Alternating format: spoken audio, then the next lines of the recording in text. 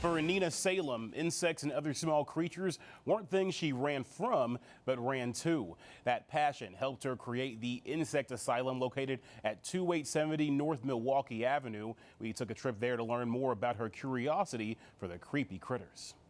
The squirrels that you see around the museum, the two in the front and then the one hanging over there, they were the first pieces that I created that actually worked. And it was such a fantastic learning opportunity for me. I mean, I had really no idea what I was doing when I started. He's not even made with a real form. I handmade his body. I didn't buy anything to put underneath.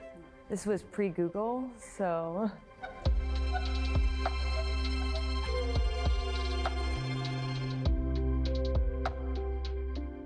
I'm Nina Salem. I'm the founder of the Insect Asylum, and this is Hazel. So the Insect Asylum is a vintage taxidermy and insect museum. We focus on eco-sustainability, post-mortuary arts, animal education and sciences, community, and everything in between. I've been interested in insects for actually my entire life. My earliest memory is the stories of my mother telling me I'd be 2 years old walking around and my mom would find my pants shoved with stones and bugs and worms. I just felt like they were like little gifts from the universe. I was diagnosed with autism when I was 3 years old. I was really lucky to have been diagnosed because a lot of women suffer with either late diagnosis or not getting diagnosed at all. It was a way to have my parents understand the type of person that I was. They really digested and understood hyperfocuses, and so my mom and dad really encouraged these things that I was fascinated in. When I was 3 years old, my uncle Johnny, he was really fascinated with tying flies for fly fishing. I would sit on his lap and I would watch him. I was like, I want to try. And so he taught me how to tie my first fly. This here is me and him hanging out at a family gathering with one of my tack boxes. And by the time I was 7 to 9, I was selling my flies to the local bait and tackle shops. And that's actually what kind of got me into taxidermy. In 2018, I was at the Nature Museum with a friend, and we were talking to somebody, and she said, wow, you know a lot about this. And I was like, it's just a hobby. My friend was like, hobby? Nina has enough stuff to fill an entire museum. The woman said, well, how many insects do you have? And I said, well, if I were to put a number to it, it'd probably be about 24,000. And she said, you guys should show here. And I was like, that sounds great. So she said, send over your press package and we'll get you on the book. And got home and Googled what a press package was. So I called up my friend who owned Ars Memorial Arts Gallery and said, can I use your walls to just throw up some art, take some pictures, and then take it back down? And she was like, you can totally use my walls, but we're gonna do a show. If you're gonna do all that work, we might as well make it something spectacular. Your work is amazing. So Bug Out Chicago opened in August of 2018. It was supposed to be a 2-week exhibit, ended up staying up for multiple months. And after the exhibit closed, my phone and emails and everything kind of blew up. And so it became immediately apparent that this was a really important thing to do.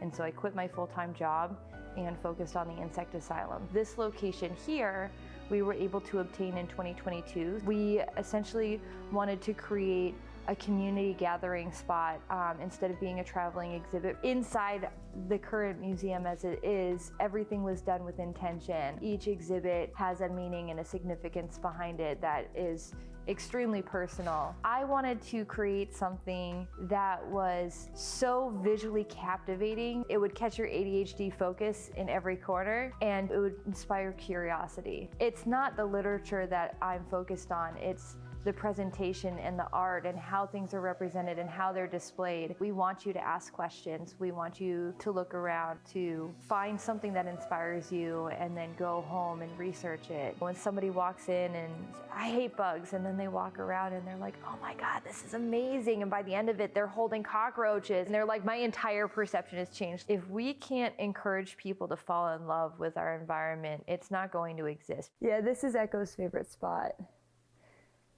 Echo loves sitting on heads. I particularly love working with other neurodivergent souls.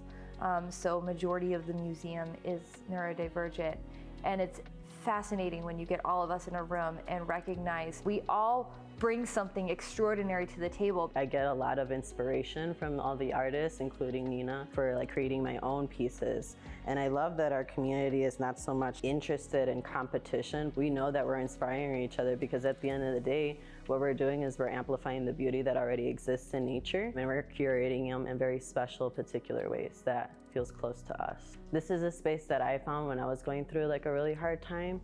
And so it was also a space that has improved me as an artist, and I continue to keep on learning more things. I try to be humble a lot, but it took a lot to get here. I've always been on my own. I've always worked really, really hard. And I've always been told that my art is strange and weird and undeserving of attention by people who just simply didn't understand it. And despite all of that, I pushed through. So a lot of the art that you see in here was brought around from the pain of my journey.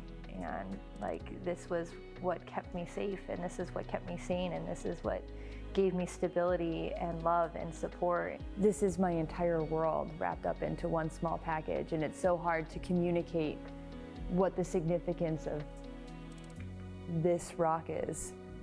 But it's more than just a desert rose. Everything in here has its own life, everything has its own journey, and everything has a story of how it came into mine. For more information on the Insect Asylum, you can check out the information right there on your screen.